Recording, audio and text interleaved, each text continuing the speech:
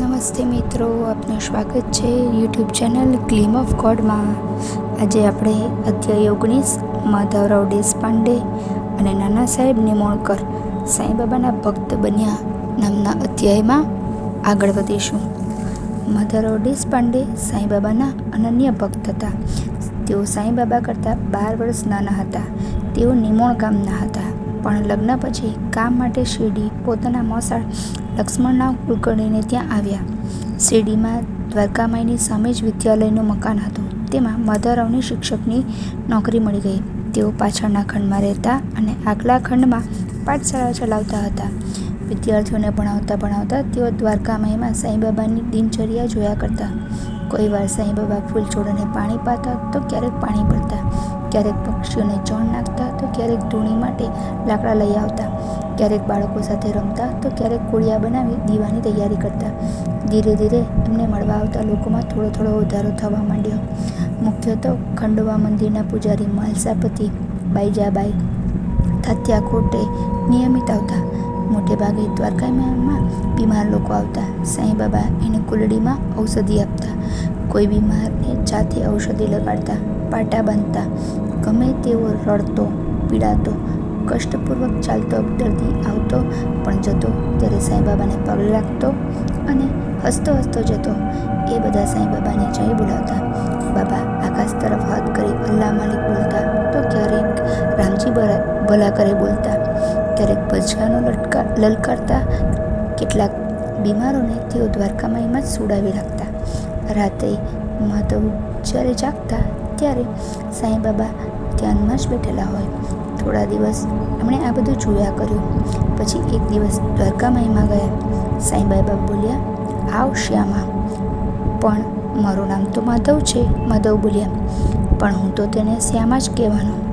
આપણો સંબંધ જન્મો જન્મનો છે કહીને બાબાએ એક ચલમ પીવા આપી.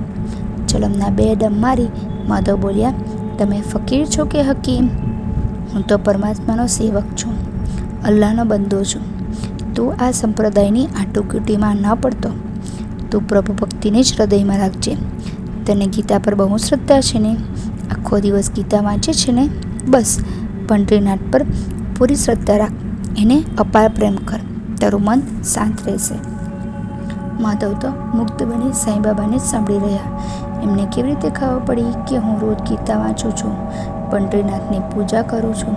તેમના હૃદયમાં સાંઈબાબા માટે અસીમ પ્રેમ અને ભક્તિ જાગી ઉઠ્યા. પછી તો એ સાંઈબાબાના પરમ ભક્ત બની ગયા. અધ્યાપક હોવાથી ગામમાં એમનું માન વધારે હતું. એમની સાંઈબાબા પ્રત્યેની ભક્તિ જોઈને ગામ લોકો સાંઈબાબાને ગુરુ માનવા લાગ્યા. હવે ગામ લોકો બાબાને પાણી ભરવા ન દેતા. ઘણા નિયમિત આવી બાબાને પાણી ભરી આપતા. દ્વારકામાઈ વાળીને ચોખ્ખી કરી આપતા. ગામ લોકો બાબાની ધૂણી માટે લાકડા અને છાણા મૂકી જતા.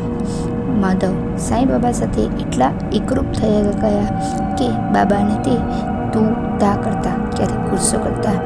એ બાબાને દેવ કહીને બોલાવતા. ગામમાં કંઈ પણ સમસ્યા ઊભી થાય તો માધવ સાંઈબાબા પાસે આવી અધિકારપૂર્વક એ ઉકેલવા કહેતા. સર્વ નદીઓ સમુદ્રમાં મળે છે, એટલે ભાવથી સમુદ્રમાં સ્નાન કરવાથી સર્વ નદીઓમાં સ્નાન કરવાનું પુણ્ય મળે છે. તે રીતે સદગુરુમાં પૂર્ણ શ્રદ્ધા અને ભક્તિ રાખતા ભક્તોને પરમાત્માની ભક્તિ કરવા જેટલું જ પુણ્ય મળે છે. ભક્તિના વૃક્ષના મૂળ સદગુરુ હોય છે અને વૃક્ષ પરમાત્માની ભક્તિ હોય છે. જેને સદગુરુ મળી જાય એને પરમાત્માની ભક્તિ મળી જ જાય છે. તે જ ભાવિક મુક્તિના ફળ સરળતાથી મેળવી લે છે. સદગુરુ સાંઈબાબા તે કલ્પવૃક્ષ સમાન જ્ઞાનના અગાધ સાગર અને આત્મા સાક્ષાત્કાર કરનાર પરમ સંત હતા. એમનું શરણું લેલા ભક્તને મુક્તિનો માર્ગ સરળતાથી મળી જતો. સદગુરુની કૃપા એવી નાવ છે કે જે સંસાર સાગરના કોઈ પણ તોફાન પાર કરી પોતાના ભક્તને સરળતાથી પહોપાર કરાવે છે. જો ભાવિકમાં સદગુરુ પ્રત્યે સાચી દ્રઢ ભક્તિ જાગે અને સદગુરુની એના પર કૃપા ઉતરે તો એનું મન શાંત થાય છે. તે ક્ષમાશીલ બને છે. પ્રત્યેક પ્રાણીમાં ઈશ્વરને જોતો થઈ જાય. તેને સર્વત્ર આનંદનો અનુભવ થાય છે. એને માટે દુઃખ રહેતું નથી કે સુખ રહેતું નથી. એ અંતર્મુખ બની પોતાની જ મસ્તીમાં જીવતો થઈ જાય છે. સદગુરુ સાંઈ બાબાની આ કથા એવી આત્મદર્શી અને માર્ગદર્શી છે જે ભાવ પાર જવા માટે સાંઈ બાબાની સંપૂર્ણ શરણાગતિ સ્વીકારવી એ સરળ માર્ગ છે. સાંઈ બાબા શરૂઆતમાં જાડીની ગામમાં બાબા સાહેબ ડેંગડેને ત્યાં જતા હતા. એમને નાના સાહેબ ડેંગડે નામના નાના ભાઈ હતા. એ ધનવાન હતા, પણ એમને સંતાન સુખ ન હતો. એમને 2 પત્નીઓ હતી. બાબા સાહેબની સલાહથી નાના સાહેબ સાંઈ બાબાની સેવા કરવા લાગ્યા અને સાંઈ બાબાની કૃપા એમના ઉપર ઉતરી. એમને ત્યાં પુત્રનો જન્મ થયો. નાના સાહેબ સાંઈ બાબાને સૂવા માટે ખાટલાના પાટિયા અને સાથે સુથાર લઈ આવ્યા. એણે સાંઈ બાબાને વિનંતી કરી કે તેઓ સાંઈ બાબાને સૂવા માટે ખાટલો લાવ્યા છે, તો એમને એ ખાટલો દ્વારકા માઈમાં મૂકવાની રજા આપી. સાંઈ બાબાએ એ ખાટલો લેવાની ના પડી. પછી પાટિયામાંથી 4 હાથ લાંબુ, 1 હાથ પહોળું પાટિયું લીધું અને બાકીનું લાકડું એમને પાછું લઈ જવા કહ્યું. રાત્રે સાંઈ બાબાએ ચીદરડાથી એ પાટિયાનો ઝૂલો બનાવી છતના લાકડા સાથે લટકાવી દીધો અને તેને 4 છેડે 4 દીવા પ્રગટાવીને મૂક્યા. એ પાટિયું એમણે એટલું ઊંચું લટકાવ્યું હતું કે કોઈ એના પર ચડી ન શકે. પરંતુ સાંઈ બાબા સિદ્ધ સંન્યાસી હતા. તેઓ એના પર આરામથી ઊંઘી જતા. આ દ્રશ્ય પ્રથમ માધવે જોયું. તે તો નવાઈ પામી ગયો. આટલું સાંકડું પાટિયું અને 4 ચીંડરડા બાબાનું વજન કેવી રીતે ઝીલી લે? અને 4 ખૂણે 4 દીવા સળગે તો બાબા ડજી ન જાય? એની બુદ્ધિ બહેર મારી ગઈ. બીજા દિવસે રાત્રે સાંઈ બાબા એ પાટિયા પર કેવી રીતે ચડે તે જોવા ટીકી લગાવીને બેસી રહ્યો. ત્યાં એને ચોખ્ખું આવ્યું.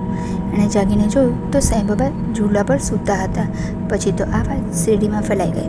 બધા જોવા એ રાત્રે ભેગા થયા. આથી ચીડાઈને સાંઈ બાબાએ એ પાટિયું તોડીને ધૂળમાં નાખી દીધું. દ્વારકા માઈમાં એક રામદાસી આવીને રહેવા લાગ્યો. એ સવારે વહેલો સ્નાન કરી વિષ્ણુ સહસ્ત્રનામનો પાઠ કરતો. પછી અધ્યાત્મ રામાયણનું પઠન કરતો. એકવાર માધવ બેઠા રામદાસી વિષ્ણુ સહસ્ત્રનામનો પાઠ કરતો હતો તે સાંભળતા હતા. સાંઈ બાબાને વિષ્ણુ સહસ્ત્ર પાઠના પ્રભાવથી સાંઈ બાબાને પરિચિત કરવાની ઈચ્છા જાગી. એમણે રામદાસને કહ્યું, મને પેટમાં પીડા થાય છે, તું જલ્દીથી મારા માટે સોનામુખી લઈ આવ. રામદાસી તરત જ બાબા માટે સોનામુખી લેવા ગયો. સાંઈ બાબાએ ઉઠીને રામદાસીની વિષ્ણુ સહસ્ત્ર નામની પોઠી લીધી અને પોતાની જગ્યા પર બેસતા માધવને કહેવા લાગ્યા, શ્યામા, આ પોઠી તું રાખ. એ એટલી ચમત્કારી છે કે એકવાર મારી છાતીમાં અસહ્ય દુખાવો ઉપડ્યો હતો. મને લાગ્યું કે મારા પ્રાણ હમણાં જ ચાલી જશે. હું તરત જ આ પોઠી વાંચવા લાગ્યો.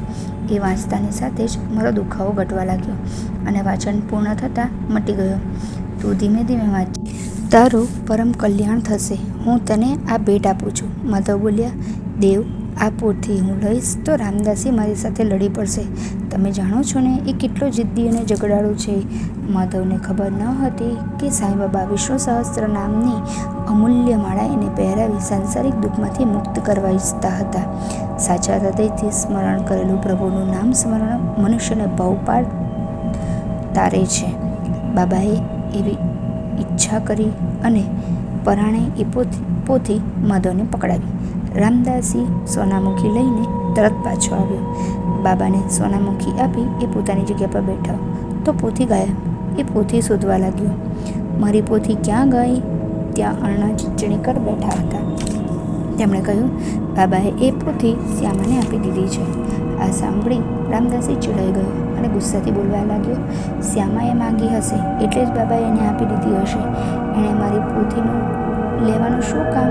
જોતો નથી હું પાઠ અધૂરો મૂકીને બાબાને સોનામુખી લેવા બજાર ગયો હતો.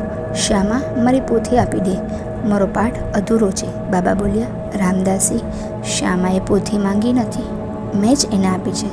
તને તો વિષ્ણુ સહસ્ત્રનામ મોઢે થઈ ગયા છે, પણ શ્યામાને એ આવડતા નથી. મારે એને શીખવવા છે. નહીં આવડે ત્યાં તને પૂછી લેશે. અને તું રામદાસી થઈને પોથીની આટલી મમતા રાખે છે, આમાં તને કયો વૈરાગ્ય આવ્યો? રોજ વિષ્ણુ સહસ્ત્ર પાઠ કરે છે, પણ તારા વિકાર હજી શમ્યા નથી. તને ક્રોધ કરવો શોભે? સાચો રામદાસી શાંત રહે, કોઈ પણ વસ્તુમાં મમતા ન રાખે. તારે પણ એ શીખવાનું છે. બાબાની મધુર વાણી સાંભળી રામદાસી નરમ પડી ગયો અને બોલ્યો, શ્યામા, આ પોથીના બદલામાં તું મને પંચરત્ન ગીતા આપશે?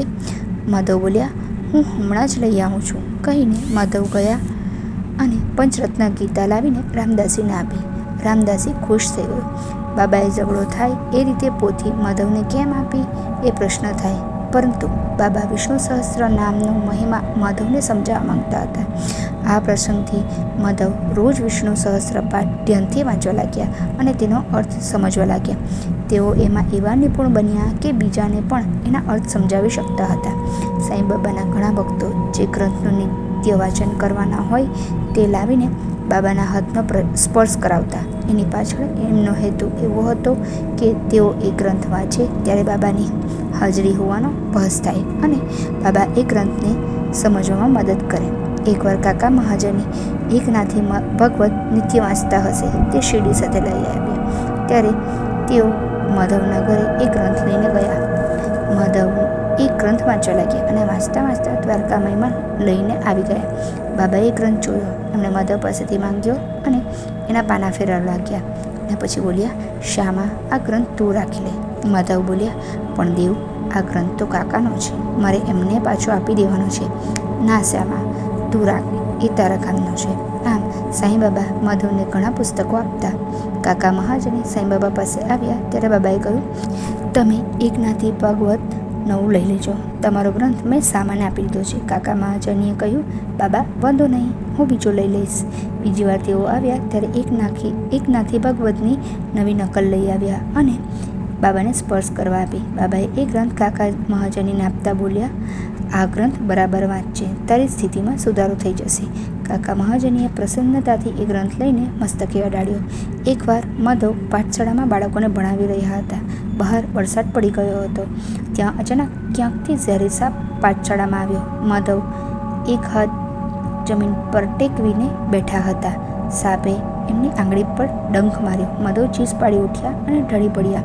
તાત્યાએ સાપને બહાર જતા જોઈ એ બૂમ પાડી ગામ તરફ દોડ્યો અને અધ્યાપકને સાપ કરડ્યો કહીને બૂમો પાડવા લાગ્યો. ત્યાંથી પસાર થતા ગામ લોકો દોડીને પાઠશાળામાં આવ્યા. એમણે માધવને ઉંચકી લીધા અને દ્વારકામાયમાં લઈ આવ્યા. જ્યાં એ લોકો પગથિયા ચડવા ગયા ત્યાં બાબા બરાડી ઉઠ્યા, નીચે ઉતર.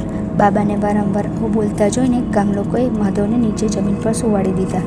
થોડી વારે બાબાએ કહ્યું, શ્યામને દ્વારકામાયમાં લઈ આવો અને અહીં બેસાડો. ગામ લોકો બોલ્યા, બાબા, તમે અમને પર કેમ આવવા ન દેતા હતા? હું તો સાપના ઝેરની નીચે ઉતરવા કહેતો હતો. હવે શ્યામો બચી ગયો છે. માધવના આંખમાં આંસુ આવી ગયા. એ સાંઈબાબાને પગ લાગ્યા. ગામ લોકોએ સાંઈબાબાની જય બોલાવવા માંડી. બાબાએ બધાને અટકાવીને કહ્યું, અલ્લાહ માલિક. નાના સાહેબ નિમોણકર પણ નિમોણના વતની અને ઓનરરી મેજિસ્ટ્રેટ હતા. નિવૃત્ત પછી તેઓ પત્ની સાથે શિરડીમાં રહેતા હતા અને સાંઈબાબાની આખો દિવસ સેવા કરતા. એકવાર એમનો પુત્ર બેલાપુરમાં માંદો થઈ ગયો. નિમોણકરની પત્ની ત્યાં જવા તૈયાર થઈ ત્યારે નિમોણકરે એને એક દિવસ જઈને પાછા આવવા કહ્યું. એમની પત્નીએ મનોમન બાબાને મદદ કરવા વિનંતી કરી. તેઓ બાબાની રજા લેવા આવ્યા ત્યારે બાબાએ નિમોણકરની હાજરીમાં કહ્યું, માય, ચિંતા ન કર, તારો પુત્ર સાજો થઈ જશે. એની સાથે 4 દિવસ રહીને આવજે. બાબાની રજા મળતા એના આનંદનો પાર ન રહ્યો. હવે નાના સાહેબથી બોલાય એમ ન હતું. આ નિમોણકર સાંઈબાબાના શ્રેષ્ઠ ભક્ત હતા. સાંઈબાબાની મહાસમાધિના બીજા વર્ષે તેઓ મૃત્યુ પામ્યા. મૃત્યુના 3 દિવસ આગળ સર્વામાં સાંઈબાબા દેખાતા હતા. આમ તેઓ સાંઈબાબાની પરમ ભક્તિ કરી મુક્તિના માર્ગે ગયા. ઓમ નમઃ ઇતિ શ્રી સાંઈ સચ્ચરિત્રમાં માધવરાવ દેશપાંડે અને નાના સાહેબ નિમોણકર સાંઈબાબાના ભક્ત બન્યા નામનો અધ્યાય 19 સમાપ્ત. ઓમ સાંઈરામ. જો આપને આ વિડીયો પસંદ આવ્યો હોય તો મારા વિડીયોને લાઈક, શેર અને સબસ્ક્રાઈબ જરૂરથી કરજો. ઓમ સાંઈરામ.